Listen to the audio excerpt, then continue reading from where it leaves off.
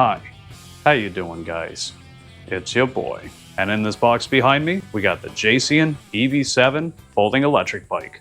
This video was not sponsored, as I did pay for it with my own money, because sometimes I have money, and then I gotta snap back to reality. Oh, there goes gravity, and mom's spaghetti raining all over me. When it rains, it pours.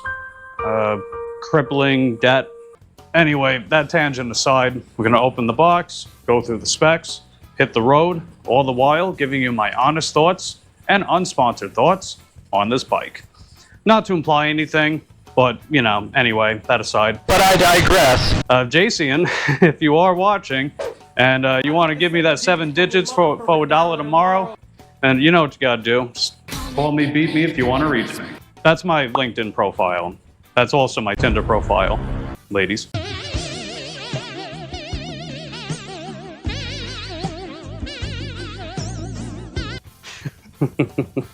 Anyway, let's get right into it.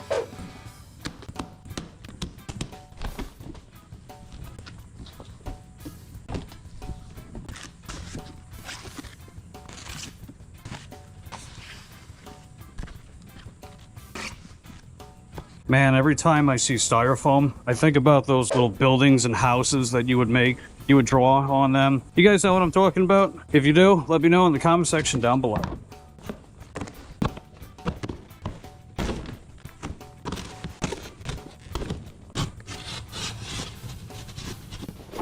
And here's what it looks like right out the box.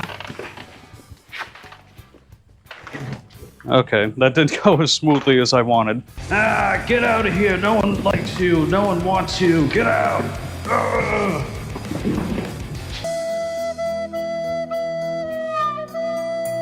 Alright, well, it turns out I need the box after all. And inside this box is another box. And I'm guessing they got the tools, the charger, instructions in here, right? Okay, we got some pedals. Oh, they actually have the grips on them. That's pretty neat. And it looks like they can fold inward too, right? How do you do it?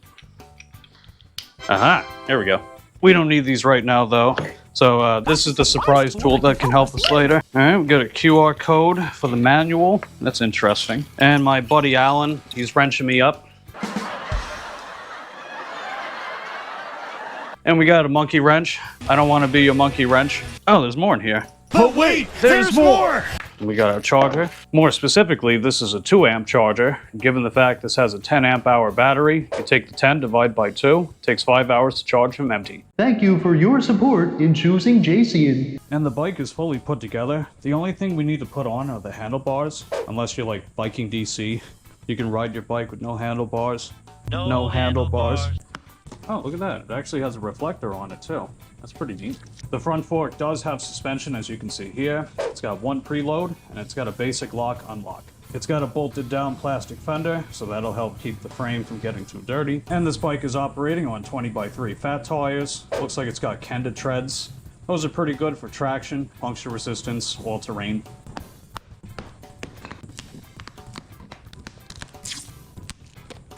And on the back, we've got our tail light, another bolted down fender to help keep the frame from getting too dirty, 20x3 fat tires with the Kenda treads, just like the front.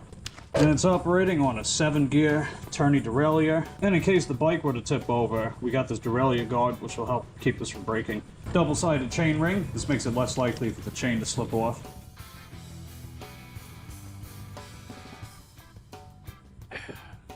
I'm not me without my coffee.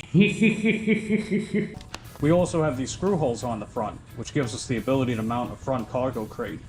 We got a Jason branded rear hub motor, and it looks like we've got an aluminum kickstand compared to the usual hard plastic ones they put on these bikes. Front to back, we're operating on mechanical disc brakes. These are usually less powerful, have less braking power, and they wear down more quickly compared to hydraulic.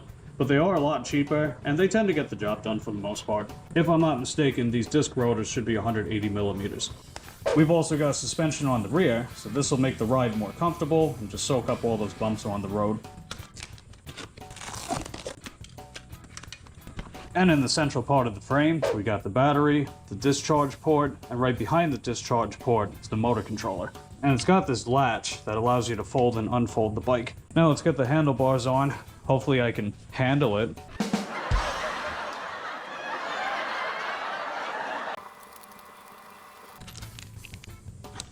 Oop. Dang it, dang it, dang it. Ah, poopy doopy.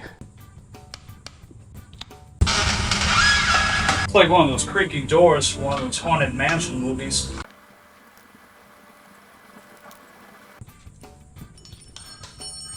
Whoops-a-daisy. And voila! I almost forgot the mystery mouse tool, the surprise tool that can help us later. Oh yeah, that's right, here they are. I was about to say, this came with keys, right? Whoops-a-daisy. And if I'm not mistaken, the key goes in the bottom. Aha! There we are. This is the charging port for the battery, in case you want to leave the battery on the bike to charge it. In addition to the latch down here, if you want to fold the bike, you can also detach from here by pulling up and down. Bam! Collapses even more.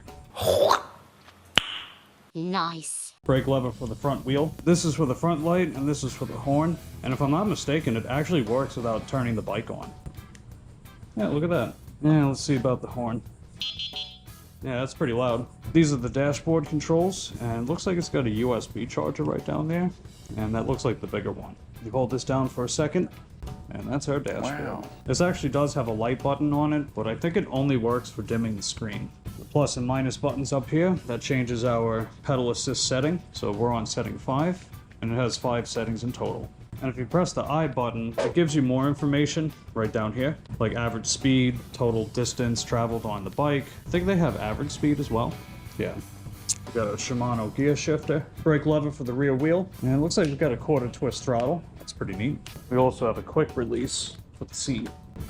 I'm not sure how good that suspension's going to be, but if you want to put a seat post on here, it looks like it's 30.9. Before we hit the road, let's air up these tires. And this is what I look like at 5'7" with the seat on the lowest setting. Yeah, that's a little too tall. So just picture me as Shaquille O'Neal's height, and that's how it would look. Maybe. I don't know. Yeah, we're gonna keep it in the lowest setting. Oh yeah. In the meantime, I'm gonna charge up the battery. Yeah, getting quite the collection here, huh? It's like that meme with General Grievous. He's like, this'll make a fine addition to my collection. Anyway, I'll meet you guys back out here later on. Okay guys, the bike is charged up, ready to go, so time to hit the road. Yeah, I gotta say, this bike is pretty peppy. I definitely like these handlebars with the high rise. Makes for a nice, upright, comfortable riding position. Let's see what we get for a top speed. Yeah, the dashboard says we're getting around 29 miles an hour. That's pretty good. All right, let's see about these brakes.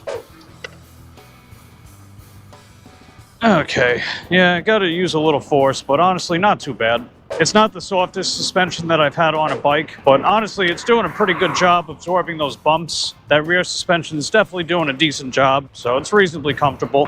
But as I mentioned before, this does have a 30.9 millimeter slot for a seat post, in case you want to get a suspension seat post. Yeah, I think I'm gonna raise the seat up a little bit. I did that because I actually want to pedal the bike and see how well it pedals. I want to make sure the gearing is correct as well. We're on speed 1, PAS 1. Let's see. Yeah, it's reading almost 12 miles an hour on the dashboard with pedal assist 1. That's not too bad. Let's set it in gear 2. Well, I can safely say that the gearing is lined up properly, so that's heckin' dope. Let's crank it up to pedal assist 2. Yeah, it takes like 1 or 2 full cranks in order for that to kick in. Yeah, pretty decent speed. Looks like we're getting up to 17 miles an hour in pedal assist 2. Now PAS 3. Okay, it looks like we're getting around 22 miles an hour in PAS 3. Wow, that's pretty good. And now let's go to PAS 4. It looks like we're topping out around 26 miles an hour. Wow. I gotta say, right off the bat, this bike is a lot more powerful and torquey than I was expecting. The company claims that it gets 1200 peak watts, so they don't actually list the nominal power. I guess it's probably about 750, something like that. And they also claim that it has 55 newton meters of torque, but Honestly, that DJ bike that I have, the other one that I did a review on, you can check the time card here. They claim that it gets like 50, 55 Newton meters of torque as well. And this bike, I don't know, maybe it's just me, but it feels like it gets even more. I'd say probably 80, so that's definitely quite solid. I'm not just saying that either, like I'm actually quite pleasantly surprised. Next up, let's see how fast we go from 0 to 20. Ready, go.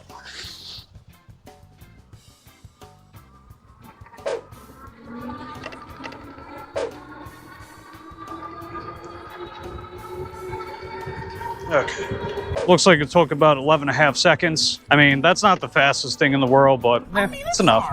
I wanted to take another look at those top speeds with this bike, and I actually noticed a couple things. So it takes longer for the acceleration, and I think the top speed is lower if you use the throttle. So believe it or not, you can actually go faster more quickly by pedaling.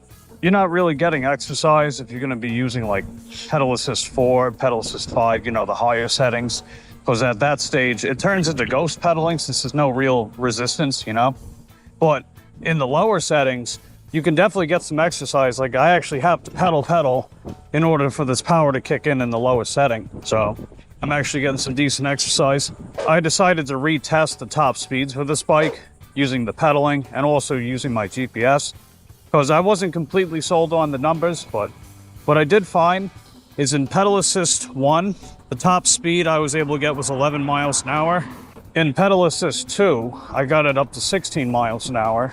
Pedal assist 3 got up to 21 miles an hour. Pedal assist 4 got up to 25 miles an hour, which was very surprising. And last but not least, pedal assist 5, the highest setting for this bike, got up to 28 miles an hour.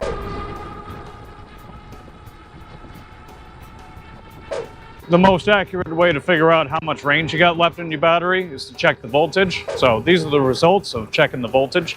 Based on the total miles that we commuted in relation to the leftover voltage, this should be roughly how much range you can expect to get on average or potentially even maximum with this battery for this bike. As you guys probably know by now, I do DoorDash on my e-bikes. So then you might be thinking, well, Mike, if you need to be able to travel a lot and travel far, then why did you pick this bike? And honestly, given the price range and the budget that I had, this was the best option I had available for one. And two, it's also customizable enough where I could jerry-rig one of those bigger batteries on this thing and still be able to get a lot out of it. And last but not least, I'm going to give you guys my overall thoughts on the Jasion EB7 step-through folding electric bike. Overall, for the price range, I think this bike's pretty solid. It definitely has a lot going for it. The first thing that jumped out at me was its speed. I mean, a bike of this price range doesn't typically go that fast. So I was pleasantly surprised that not only can it pull it off, but it does it with pretty adequate power. I know it says 55 Newton meters of torque, but I'd swear there's probably a little more. So it's got decent acceleration. It goes basically just as fast as any other bike I've owned thus far. One of the big things that sold me on this bike was the fact that it's got full suspension. Personally, I gotta have full suspension on my bikes, especially given the line of work that I do. Because, you know, I'm on the road a lot, just dashing all over across town. So being able to ride in comfort is a huge plus. You're not exactly getting high caliber material with a bike of this price range, but the suspension still helps and definitely gets the job done.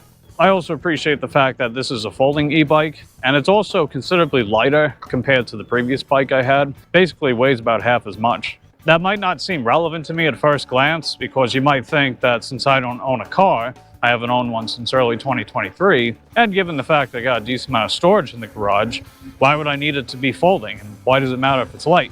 Well, just because I don't own a car doesn't mean I don't have a valid driver's license, which I certainly do. In the possible event that I decide to go to a different market, I need a vessel to take my bike there, it would definitely be a lot more convenient for the bike to be folding and to be lightweight, and that's where this bike comes in. And so far so good regarding the pedal assist controls on this bike. When it comes to the throttle, it caps your top speed based on your current pedal assist settings. So whatever the top speed would be for pedal assist 2, 3, 4, that's the fastest that it'll go pedaling or the throttle. I also like the fact this comes with a USB port. That's another thing you don't usually see for a bike of this price range. So that's heckin' dope. The only real con that I have with this bike so far is the small battery. Smaller battery lower watt hours, lower amp hours, means you can only go so far and for so long, you know? Now, that being said, this bike is fairly customizable. I know I could put a bigger battery on this thing instead of the small one that came with it, so I won't consider that too much of a flaw. With all that being said, I'm going to give Jason's EB7 step-through folding electric bike 2 thumbs up. Anyway, that's going to be a wrap on today's video. Hope you guys enjoyed it. And as I mentioned earlier, this video was not sponsored, but if I do happen to find any special deals on this bike, I'll put the links in the description box down below. But before I go, I'd like to give a special shout out to my recurring channel members, you guys that have been financially supporting the channel and showing your patronage with those corny emojis. You guys are heckin' dope. And on that note, love you guys, appreciate it, continue supporting my channel, and I will see you next time. Take care. I also think it's worth mentioning the LCD is pretty bright at nighttime, and the tail light's on, the brake light works just like this. Yeah, not too shabby.